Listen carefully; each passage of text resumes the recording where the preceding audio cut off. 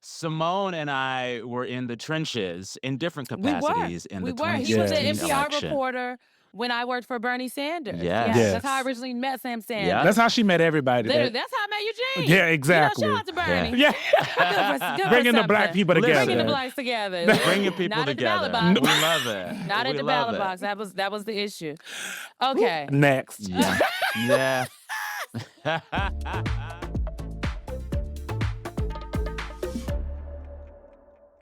Greetings, everyone. Welcome back to Clock It. What a long year this week has been. Okay. Today, we'll be talking about the fallout of the Iran war from the World Cup to F1 to y'all's gas prices everywhere. Literally. And later, podcast star Sam Sanders, my play cousin, is joining the group chat. We'll be talking about the state of play in Hollywood.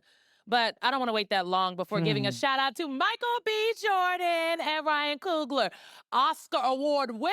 Hello. Come on now. I cried. We were texting the whole time, and we both were crying. I Our was- producer, Brittany Ruff, was also crying. I Lots of didn't cry. crying. To be clear, I didn't cry. Oh? But I was She's writing. not a real fan. I am a fan, but I was writing and I was pausing and I had just, my it was bedtime because Yeah. kids had to go to school on Monday. Little one had just gone to sleep. So I'm in the office next to his bedroom and the door is shut, but I'm like, so in the video I posted, it's like, oh my God. It's so good. So happy. good. Well deserved. And Well, people that aren't happy, well too bad. deserved. Come on, baby. Down in the Caribbean, the power is out in Cuba. All right, the power outage started around 2 p.m. on Monday, March 16th, and it's still going on as of this recording.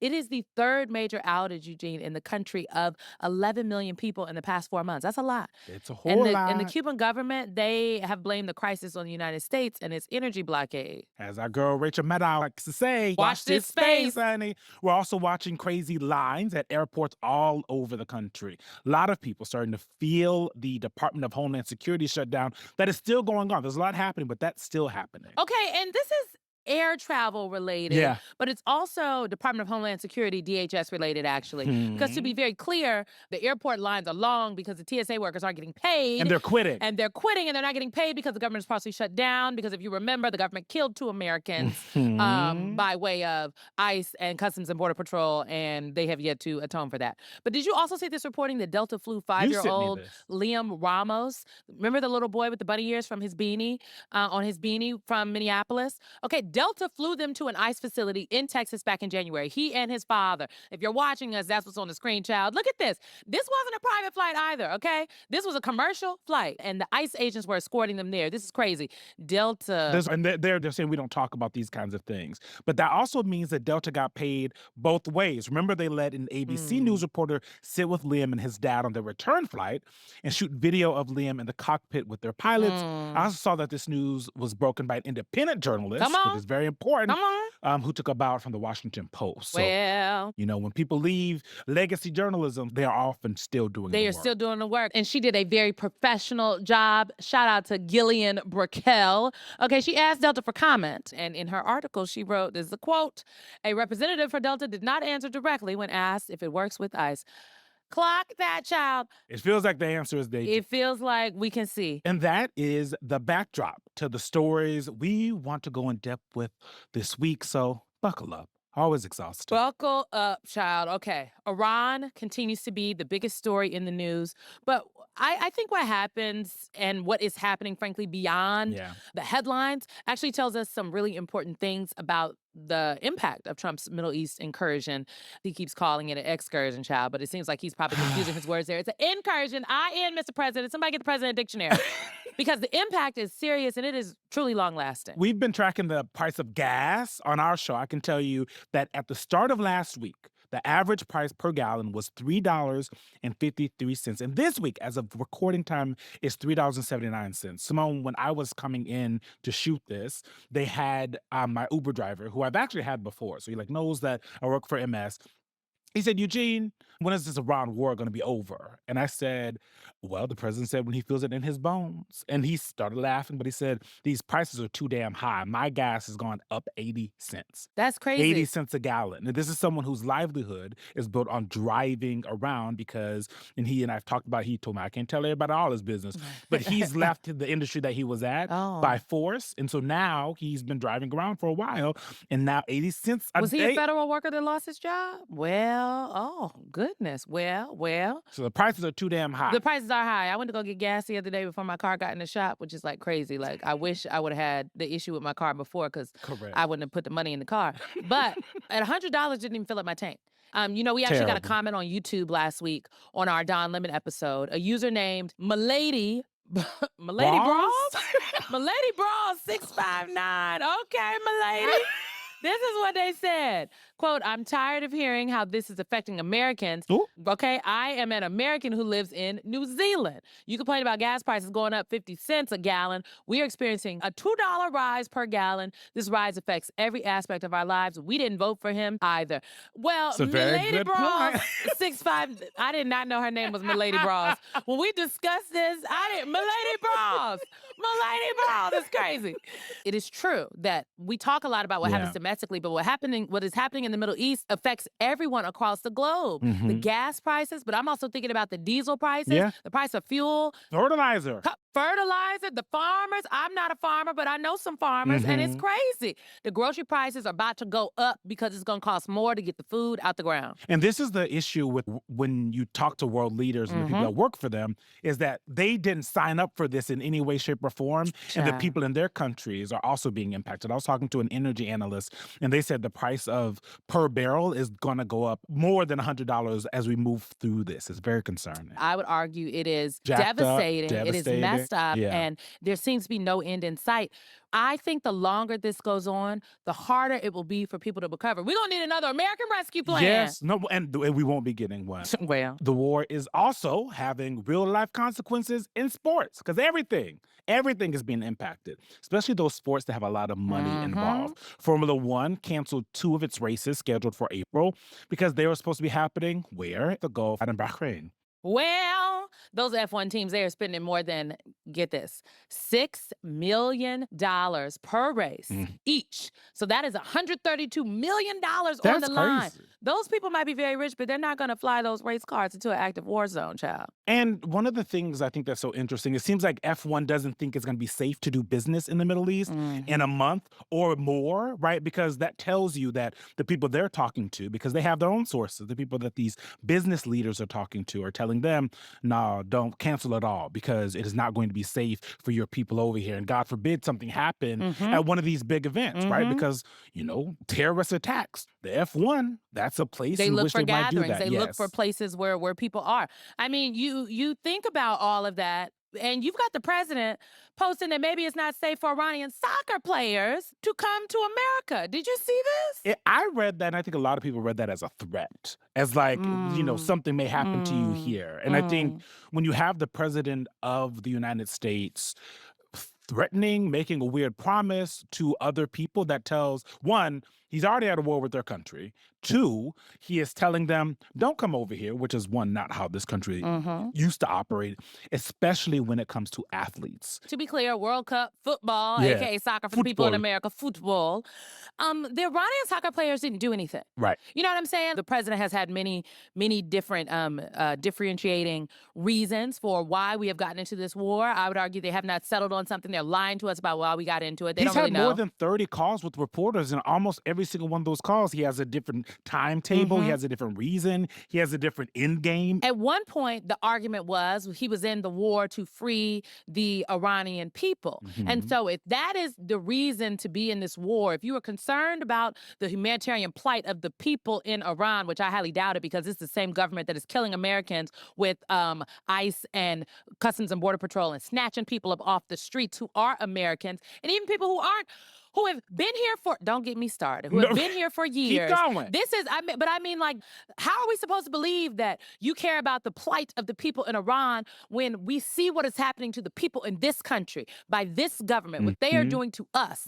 And so the Mhm. idea that, though, you care about the people in Iran, and that's why you're doing this, because you want to free them from this tyrannical theocracy, Mhm. then why would you punish the players? Right. The players weren't the ones yelling death to Israel, death to America. The players aren't the ones, that were dropping the bombs and the drones Mhm. on U.S. bases. The players aren't the ones that asked for this war.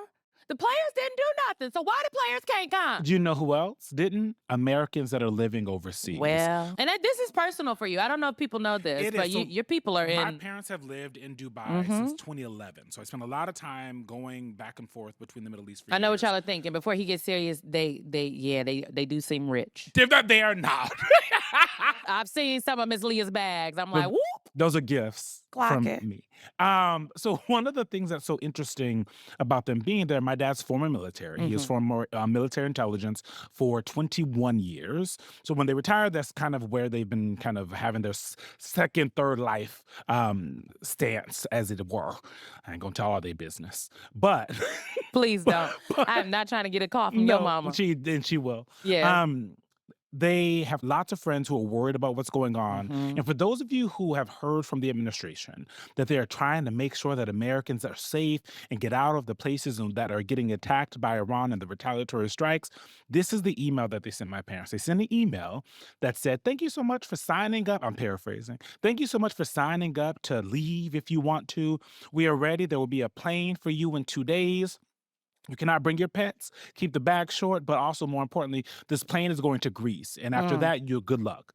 Now, you tell me, Simone, how it makes sense that the folks that are living in this essentially whole war zone in the Middle East that has been created by this president, his administration won't even bring them back to the country they are from. The Italians flew to Italy. They went and got them and flew them to Italy. What, Boeing? We can't fly the Americans to America? Delta is very clear about flying ICE agents and potential detainees who happen to be children to detention centers in Dilley, Texas. Can we get the Americans home? I Maybe think it is save some insane. Americans. It'd be great. It is insane. And I will just say this, because I know we're going to move on, but I spoke to a former diplomat in the United States government, and I was just like, do we not know how to get the people home? Like, are all the people who get people home, were they fired? And this person essentially was like, it is plug and They have been play gutted. how to do it. Yeah. But because they have gutted many of these agencies and entities within the State Department and the federal government, the people with the institutional knowledge aren't there. Yeah. That's why it's such a It's not a good. shit show is what they say. Not to mention, and this is on Tuesday when we're recording, this morning, the director of National Counterterrorism Center, this is Joe Kent, he resigned. He posted his resignation letter on X saying, The letter, I'm Iran, shaking the letter. The letter is crazy. he said Iran was not an imminent threat to the U.S. He even goes so far as to say it was Israel's call. And he goes on to talk about how this echo chamber was used to deceive you into believing that Iran posed an imminent threat to the United States, and that should you strike now, there was a clear path to a swift victory. This was a lie, and is the same tactic the Israelis used to draw us into the disastrous Iraq war that cost our nation the lives of thousands of our best men and women. We cannot make this mistake again. Joe Kent is someone who is very Trumpian, but he is also very close to Tucker Carlson. To me, when I read this, what I read was someone who still wants to like Donald Trump. He's also a person that lost his wife. He's a Gold Star husband, which means he lost his wife in combat. And he wrote in his letter, as a Gold Star husband who lost my beloved wife Shannon in a war manufactured by Israel, I cannot support sending the next generation off to fight and die in a war that serves no benefit to the American people nor justifies the cost of American lives. To be clear, Joe Kent was confirmed in his post in July 2025 on a 52-44 vote. And he was the head of the National Counterterrorism Center, which basically means he's in charge of the agency who is tasked with identifying terrorism threats. So at home and abroad and protecting us. And so for this man, who's this isn't a Biden holdover. Nope. This isn't like a Bush era person. This is a MAGA acolyte who was confirmed to this post for the MAGA acolyte to say, ain't no justification for us to be in this war, and I cannot do my job. I cannot continue to stay here is, I think, notable. It's insane, but it also validates every damn thing we've been saying. Okay, so clock that. Okay. Move on. Blood pressure is very high, child. You know what else is crazy, though, Eugene? The UFC trained some FBI agents last weekend. Now, do you know what the UFC is? Yes, don't let the nail polish fool you. I've seen the people fight. I just want to check. I just want to check. I think the thing that's so confusing about this, Kash Patel, the FBI director, Mhm. he is a UFC fan. He's all into it, but also the kind of merging of like this masculine, you have to be tough, tough, tough. We had Michael Feinberg, who's an analyst for MS, on our show Former on FBI Sunday. agent.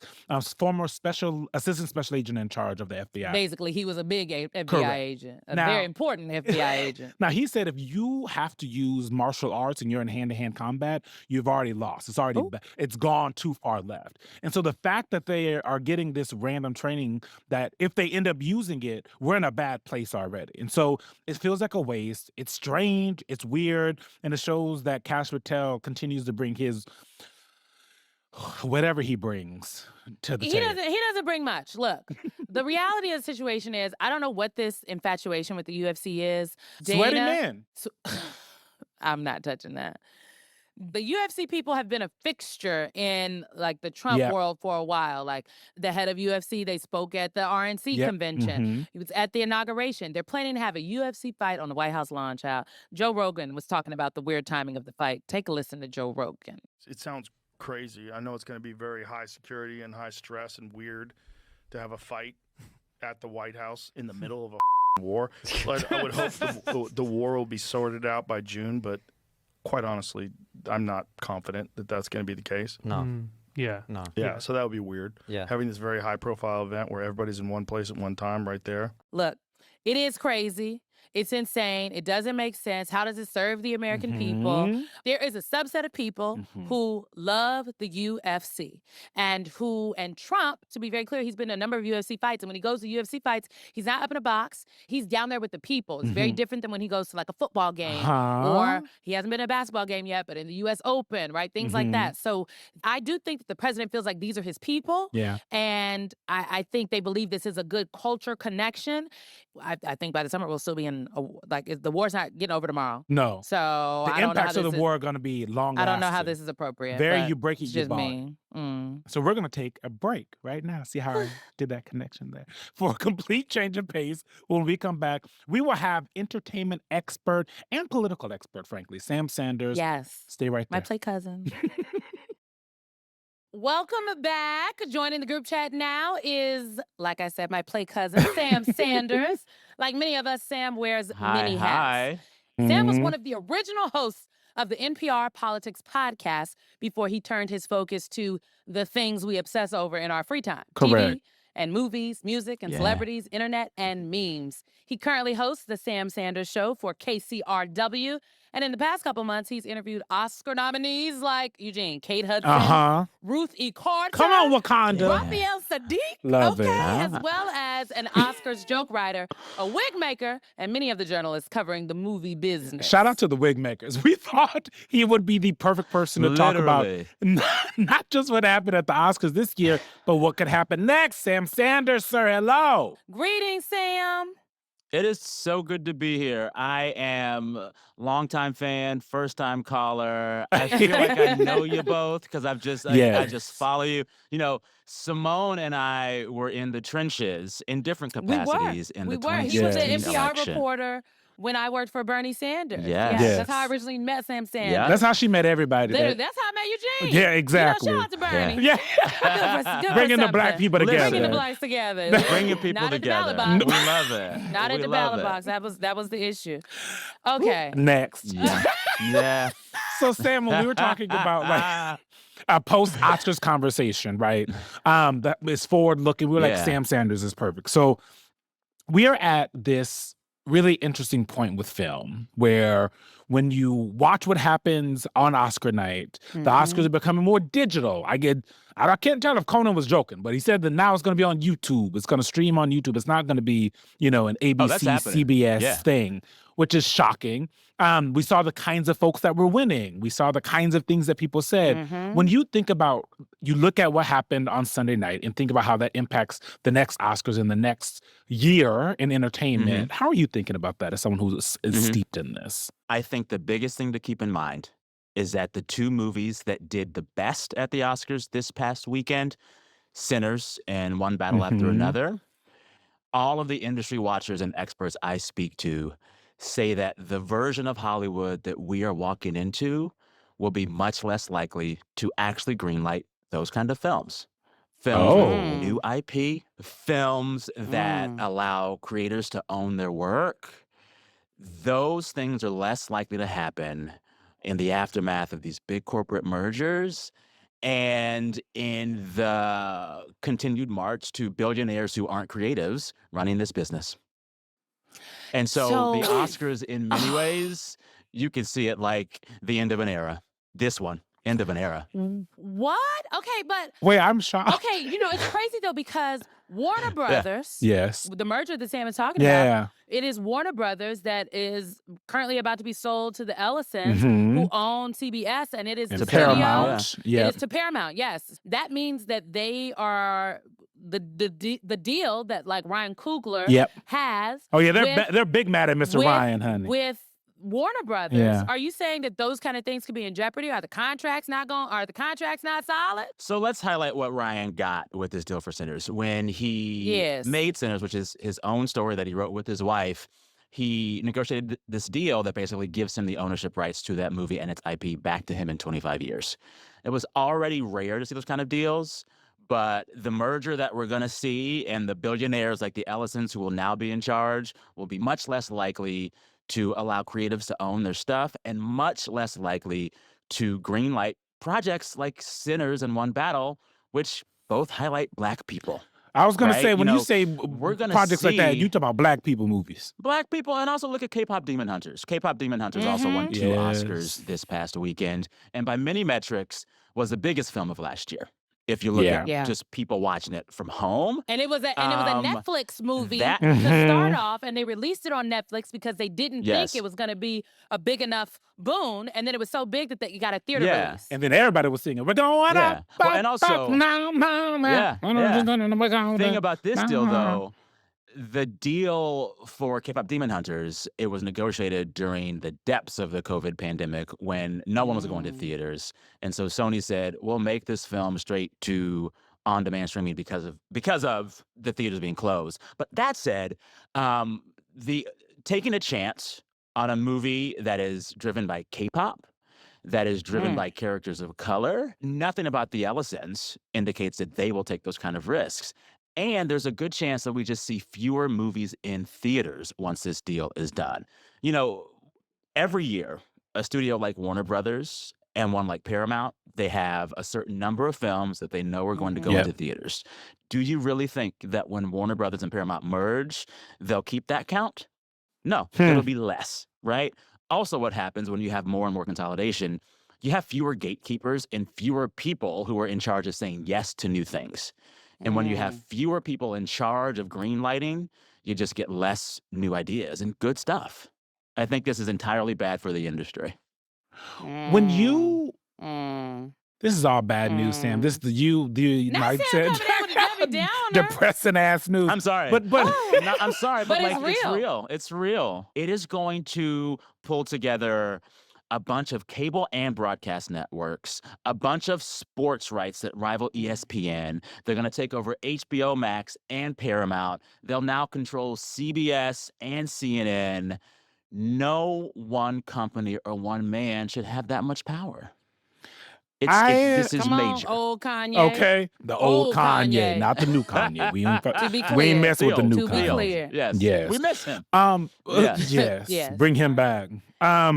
One of the things that does happen when this kind of consolidation happens, when all this movement happens, when industries are shaken and changed, is that people figure out ways to get around it, right? You start to see people become more creative and more independent. But it sounds like the world that we're living in will make that even harder for the people that are like, okay, I don't want to work with these places that don't want to give the Black movies or the people of color movies or the maybe the more interesting and complicated storytellers more money. So they're going to try to get around it. Is that possible? Or is this just like the industry's change is going to be all bad? When you think about getting around it, you already see millions of young people not relying at all on a studio system to make content. Every day you open up your phone, you're seeing influencers on TikTok and on Instagram making content, right? But the biggest difference between what they're making and what these studios make and used to make is that when a studio makes a project, it is employing dozens, if not hundreds of people. You've got a Yeah. writer's room, you've got a whole set, you've got a whole crew, and it creates an economic impact that is pretty major. And Mhm. now, some of the biggest content creators that we see online, a lot of them are one-man bands, and they're scrapping Yeah. by, right? So we're entering this media moment where the stuff that we see is just cheaper to make, period. And when it's cheaper to make, fewer folks are getting paid. Think about this. In the last few weeks, we have seen streamers like Netflix and Hulu announce podcast deals. They're putting Yeah. video Yeah. podcasts on their platforms. One might say this is a great thing. I'm a podcaster. I could say Yeah. it's a great thing. But what that actually means is that instead of green lighting a movie or TV project that will employ dozens of people, they're going to take the cheapest content to make, which is a video podcast that one or two guys can make from home. That's Hmm. the trend line. And that scares me. As someone who loves podcasting and is right now podcasting from home. Right. Yeah. So as you're saying this, it took me back to Ryan Coogler's Oscar speech. I want to thank everybody that was involved with this movie, starting with Warner Brothers. Mike and Pam, you're here. David, you're here somewhere. Everybody, all my cast and crew, please stand up. You guys are amazing. You guys are amazing. Yo, you guys are, oh my God. You all are winners in my book. What you said about the deal and the state of the industry, Sam, it made me think about that moment differently. When he shouted out Warner Brothers, when he specifically name-checked Pam and David, Yeah. when he asked the entire crew to stand up Yeah. so that people can see How much that- work it takes. how much work it takes, one, but these are the people and faces that help make this moment possible, but also that help make Yeah. this money, that we are a profitable, Mhm. this was a profitable endeavor. This was Mhm. not a Yes. charity endeavor. This is good business, and kind of like Ryan Coogler understanding the landscape that he is very, very quickly and others are walking into. And hoping that the lesson that these Mhm. billionaires Yeah. take is not the one that you're talking about, but actually these things Yeah. can work. Mm-hmm. And they make money. Right. Again, Yeah. Here's the thing. money. So Sinners made money. It was a global hit, made close to $500 million. It made its money back and then some. One battle after another, maybe not quite, right? But notice who he name checked. Michael DeLuca and Pam Abdi. They are two executives who took a big chance on Sinners. And people were skeptical up until its opening weekend in the box office, right? Yeah, They were Variety. almost We didn't fired forget that. before Sinners became successful. Wait, Yeah. Pam and Mike almost got fired? They almost got fired before Sinners made money because everyone said this ain't gonna work. This is a black movie that's also a vampire movie that's also a race movie and a music movie and a period piece. They took a chance, right? I It does mean, sound yeah, it does crazy. sound It crazy when sounds you put it crazy. like that. Yeah.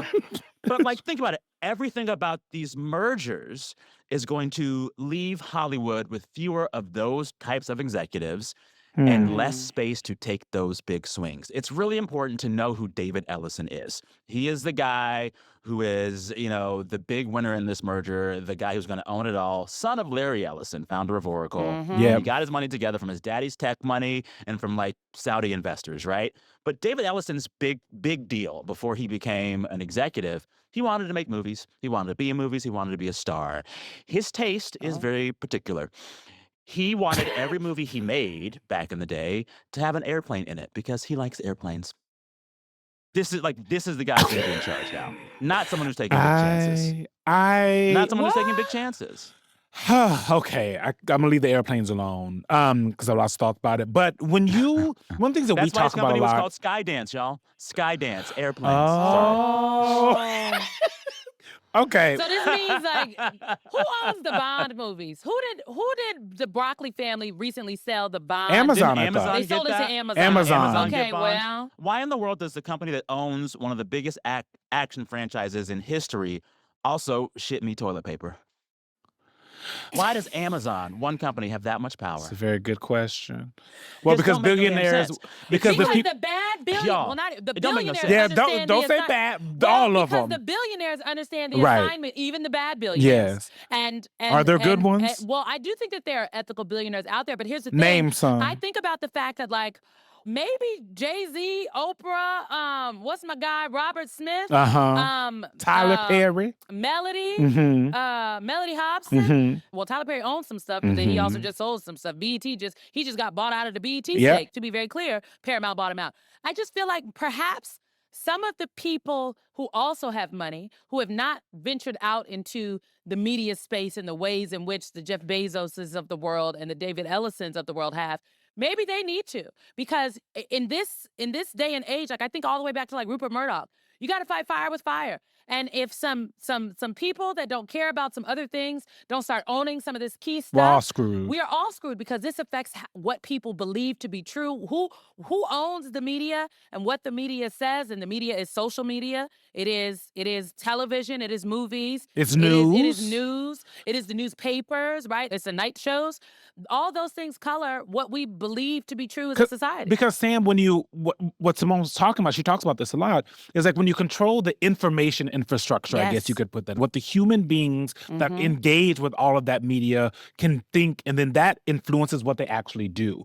So when you're looking at the landscape of the information infrastructure and how that's going to impact politics, culture, the world, society, how are you thinking about that? I'm thinking about who is missing in this conversation about regulation, about media, and about who gets to control things. And you know who's missing right now? The federal government. The federal government used to regulate this kind of thing.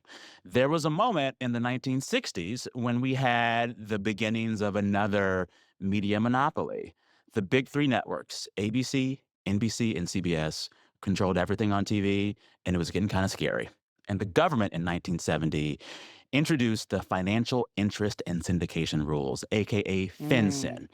And it Mhm. basically said, if you make media, you can't also distribute the same media. You can't make the content and own the content and own its means of productions and distribution.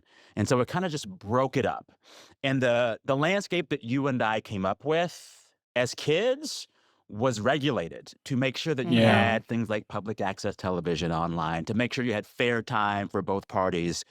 There is a world in which the American federal government can regulate media to keep it fair.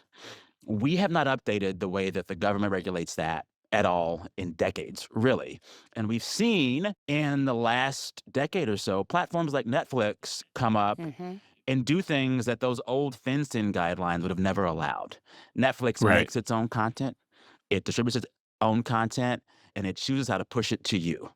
The Mhm. regulators who were helping regulate ABC, NBC, CBS 50 years ago, they would have never imagined allowing such a thing to happen. And now we see it happening on a wide scale with even further consolidation. And so all of this could be fixed if Congress and the FCC just said, we want to regulate this. There's a world in which this merger should never be allowed to happen. Correct. No, to be very clear, I mean, I think under perhaps a different president and a different administration, there would be a lot more scrutiny on this merger. Yeah. But there is a belief from people across various industries that this administration, the Trump administration, is one that is very anti-regulation. They are very like, we don't want to tell anybody what to do. We want all the business people On certain on certain things. things, right? To be right, very because clear. they're They have very lots of thoughts about other they things. have lots of thoughts about what they think, what they're claiming is DEI, about critical race theory. They got thoughts about mifepristone and if women can have babies. They got thoughts Trans about voting. people. They got thoughts about trans people, the LGBTQ plus community. Thoughts about everything. But the money is all right. This is a landscape that the companies, the people with power who run these companies and corporations understand it is very fertile ground for them. It's why when you look at the inauguration, I just cannot take my mind off the fact of the people who were sitting front In row front. in front of the president. And it was directly right there in the shot. And in front of the secretaries. In front of the secretaries. It was the CEO of Google. It was Tim Cook of Apple. It was Jeff Bezos. Mr. It was Zuckerberg. Mr. Zuckerberg, who owns, I mean, that's Threads, Meta. that's WhatsApp, that's Facebook, that's the glasses y'all like. Where's the data going? So I guess the point is yes, the government should, but who is in the government, it does matter. And this current government is made up of people that this is not what they care about. It's not what they care about. Yeah. Let's look at Amazon. You know, we saw Jeff Bezos at the inauguration butting up to Trump. And a little bit over a year later, he pays some $30 or $40 million for the rights to Melania's documentary. And I That watched film it, did not child, and it cost was not $40 worth million $40 million. to make. No, and it was No. 75 I didn't million watch total it. because it was 30 But million for the yeah, promotion. exactly. And so every billionaire that you just named who was there on that stage with Trump, there's a good chance many of them are making deals that we'll never hear about in which they are enriching the Trump family to get better deals for themselves that are not regulated by the federal government. You know, by some measures, the Trump family has already made $4 billion in this second term. It hasn't even been And 2 that is, years. and that's happening in ways that we haven't even seen and won't know about until many, many years later. I think you're seeing corporate bribery on a large scale here. Oh, God. Child, Sam got me pulling my hair. I I don't know what it looked like. Sorry. It's just- But this Now, is but, what's but Sam, crazy. the thing that is most important to business folks is to make money. And so Mhm. help people No, it's not. understand. I disagree. Okay, exactly. Oh. Because Okay, Well, but that what is is most that important? used I to be the disagree, answer. because What is the listen, answer no, now? Let me tell you. Yeah. I have been in Los Angeles now for 10 years. I've covered this industry for many years. And let me tell you what Hollywood really is. One, it's a bunch of smoke and mirrors and fuzzy accounting. And two, it's rich guys giving their friends and their friends' kids money. So much of the stuff that we watch and think is Child. successful is not. Just look at last year's Best Picture winner, Anora. That movie cost about $6 million to make. They spent $18 million on the Oscar campaign to get an Oscar for Best Picture, and there's a good chance it will never make its money back. Yet we are told that this film is incredibly successful, right? Even look at this merger between WB and Paramount. The deal is going to leave this new company with $60 billion of debt. Jesus. But David Zaslav, who helped orchestrate it, his walkaway deal, just for making this deal happen, is $167 million. It doesn't make any sense. And so all of these executives involved in this, they will make money from this merger. And yet the first thing that Paramount and WB will do is do mass layoffs of the Yeah. creatives who actually make the sausage. There is always money in Hollywood. Yeah. It's just a question of who gets it. This Sorry, is- I'm pointing this my is finger a now. very- I'm mad about this no, stuff. No, Point this the is where I'm fingers. mad. No, this is very important because the reality is they are, I mean, if you read not even the trades, if you just, open up social media, there's always somebody opining about the decline of this industry and that, about the decline of news, about the decline of journalism, about how it's getting smaller, about how people don't want to fund these kind of things. To your point, Sam, how people are looking for ways to make the content, but cheaper and faster and yep. smarter.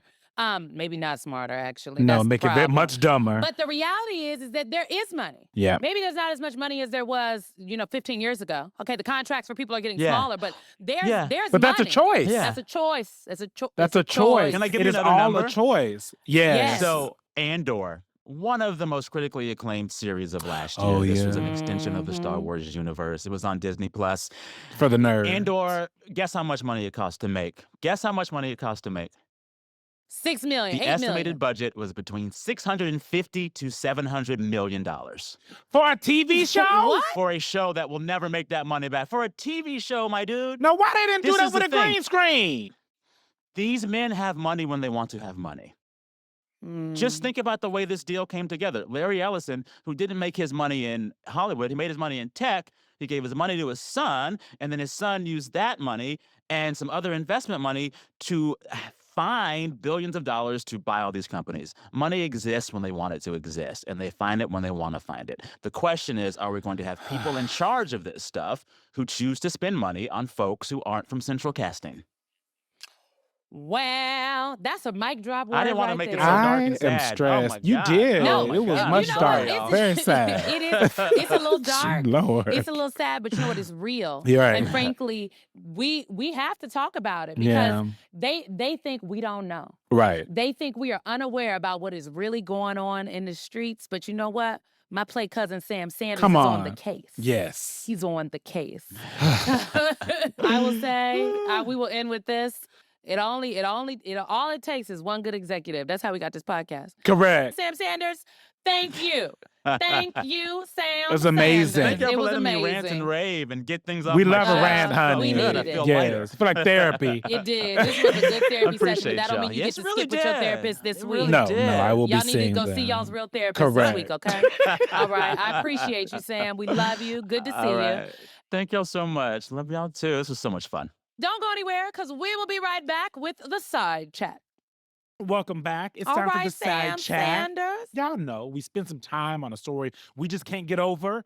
And this week, it's dimes. Let's top of the line. Cute face, slim waist with a big behind. I need a dime. So it is actually dimes. Yes, like it actual is about physical dimes, yes. okay? Did you know? Okay, so there's a Simone brought this to my attention. This is Child, my news source. the right dime. here.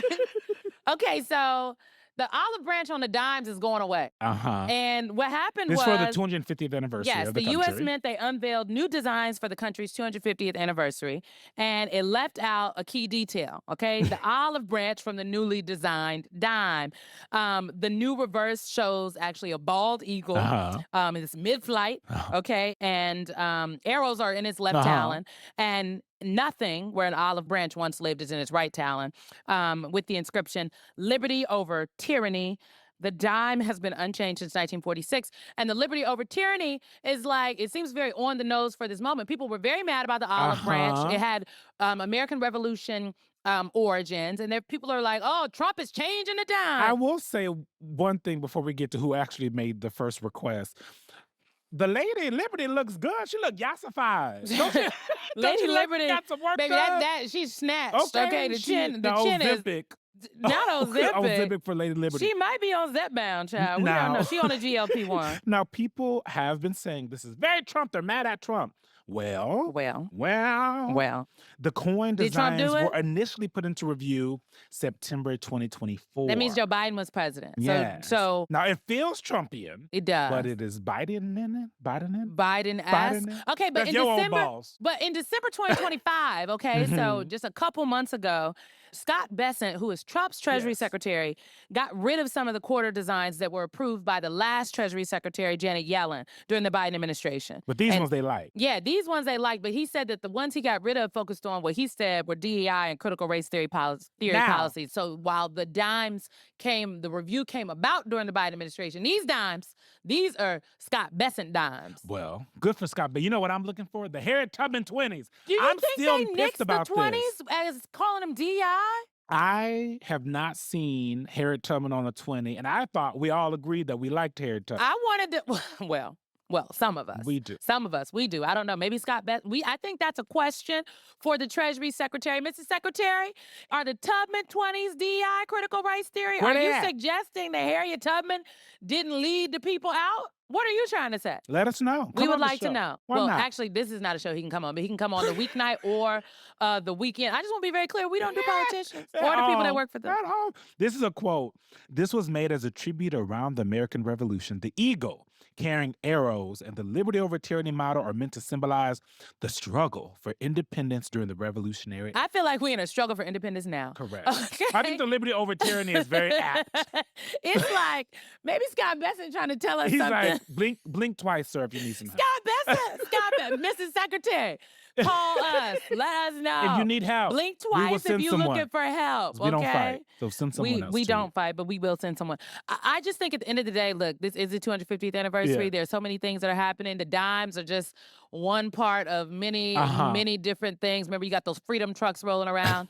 The It's fight on the lawn. the fight on the lawn, and then you got UFC. those banners that the Mhm. president is just draping around all over Washington D.C., looking like it's very stressful. It's feeling like what's his homie out of North Korea, his friend Kim Jong-un. Kim Jong Un. Yes. It's feeling very Uh-huh. dear leader-esque. Uh-huh. And At the I want- DOJ, for example. Yeah, people need to just be vigilant, child. Now, I will say, Happy 250, America. we're going to get there, maybe. Trump's face was also one of the designs proposed by the U.S. Mint for a semi-quincentennial $1 coin. So, there we go. I don't know. I don't even use coins.